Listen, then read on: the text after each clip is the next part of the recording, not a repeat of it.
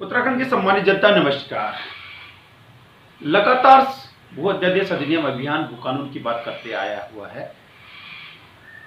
सभी मुख्यमंत्री को ज्ञापन देते हुए अपने देवी देवताओं को, लोक देवी देवताओं के श्री चरणों में ज्ञापन अर्पित करते हुए रन फॉर भू कानून, रन फॉर हेल्थ और 2500 किलोमीटर की यात्रा करने के बाद 24 लाख परिवार, 1 करोड़ 35 लाख जनता को जन जागृत करने के बाद भू कानून का अनुबंध जो संपूर्ण उत्तराखंड में सुनाई दे रहा है, अब समय आ गया है, अब वक्त आ गया है कि लगातार भू संशोधन समिति से हमारी लगातार बात चली, 18-19 दौर की बात चली और इस बीच भी हमारी बात चली तो उन्होंने हमसे 20 जुलाई का समय मांगा था कि समिति अपनी रिपोर्ट को शासन और सरकार को सौंप देगी, लेकिन अंतिम 23 तारीख को अंतिम बैठक भू संशोधन समिति की है और 23 जुलाई के बाद संभवतः 25 से लेकर 27 जुलाई या जुलाई 30 तक ये समिति अपनी रिपोर्ट शासन को सौंप देगी, सरकार को सौंप देगी और उसके बाद हमारा पृथक भू कानून बनेगा।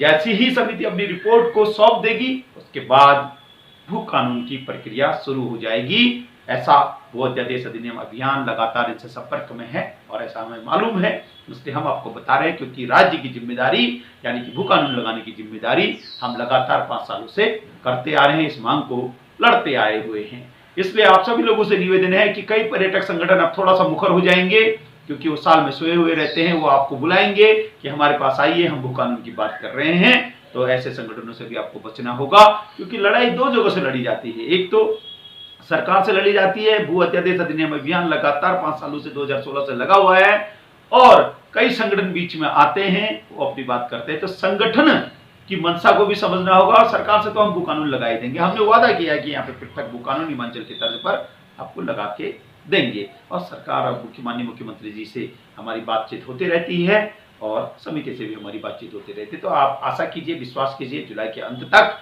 समिति अपनी रिपोर्ट को सरकार और शासन को सौंप देगी। कल की हमारी वार्ता के बाद यानी कि 19 तारीख की वार्ता के बाद 20 तारीख उन्होंने कहा था कि हम 20 तारीख को अंतिम रिपोर्ट सौंप देंगे, लेकिन फिर उन्होंने 3 दिन का समय हमसे मांगा है और 23 जुलाई को अंतिम बैठक होने के बाद ये 25 से लेकर 27 जुलाई तक सरकार को अपना ज्ञापन, अपना पूरा मसौदा यानी कि अपनी रिपोर्ट सौंप देंगे।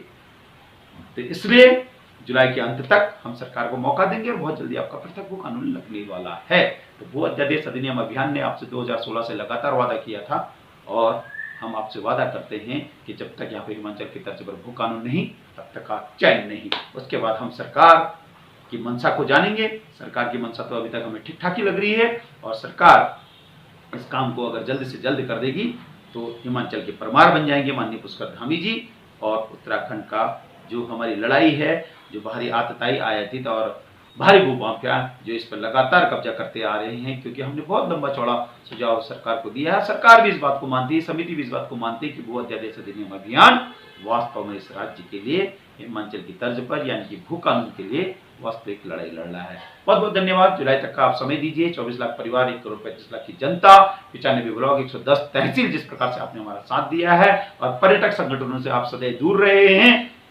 पर्यटक संगठनों का छल छलावा प्रपंच भी आपको मालूम ही है और सरकार को हम दबाव में लाकर, घुटनों पर लाकर भू कानून अवश्य लगाएंगे क्योंकि हमारे नौनिहालों की भविष्य की लड़ाई है। हमारी जल जंगल जमीन रोटी बेटी संस्कृति की लड़ाई है। 84 दिनों का हमारी मातृशक्ति ने अनशन किया है, उनकी लड़ाई है और 2500 किलोमीटर की हमने यात्रा करी है। जब समस्त देव लोग देवी देवताओं के सिर चरणों में हमने ज्ञापन अर्जित किया है, उनका आशीर्वाद है। बहुत जल्दी आपको आपका पृथक भू कानून वो भी हिमाचल की तर्ज पर यहाँ पे मिलने वाला है। सबसे महत्वपूर्ण बात हमने कहा है कि टास्क फोर्स भी बनाई है। जिन लोगों ने यहाँ पे अलग प्रवृत्ति के लिए हॉस्पिटल, स्कूल, यूनिवर्सिटी इत्यादि इत्यादि कंपनियों के लिए बने ली और उसको प्लॉटिंग करके बेच दिया है, वो सारे नियम 167 पर वापस आएंगे। उसके लिए टास्क फोर्स भी गठित करेगी सरकार और जो जमीनें खाली हैं राजस्व और जंगलात की, जिन पे आजकल आप देख रहे होंगे कि अतिक्रमण आ रहा है अखबारों के माध्यम से या सोशल मीडिया के माध्यम से, वो अतिक्रमण भी रुकने जा रहा है। उसके लिए भी हमने कहा है कि हर जगह आपको साइन बोर्ड टाकने होंगे। जिस प्रकार से सैनिक जमीनों पर लिखा रहता है ये जमीन आर्मी की है, ये जमीन सैनिक क्षेत्र है, इसलिए यहाँ जो अतिक्रमण करेगा उसको सजा मिलेगा। उसी प्रकार से हमने कहा सैनिक एक शक्ति है, ठीक सरकार को भी अपनी शक्ति दिखानी पड़ेगी। इन दोनों पे तो काम हो ही रहा है और साथ ही साथ भू कानून हिमाचल की तर्ज पर तो लगना ही लगना है। जब तक भू कानून नहीं, जब तक हिमाचल की तर्ज पर भू कानून नहीं, तब तक का चैन नहीं। मेरे इस वीडियो को संपूर्ण उत्तराखंड में आप फॉरवर्ड कीजिए, शेयर कीजिए और कमेंट कीजिए, क्योंकि ये प्रत्येक उत्तराखंडी के लिए जरूरी है, प्रत्येक परिवार के लिए जरूरी है और प्रत्येक उत्तराखंडी के लिए जरूरी है। बहुत बहुत धन्यवाद। नमस्कार।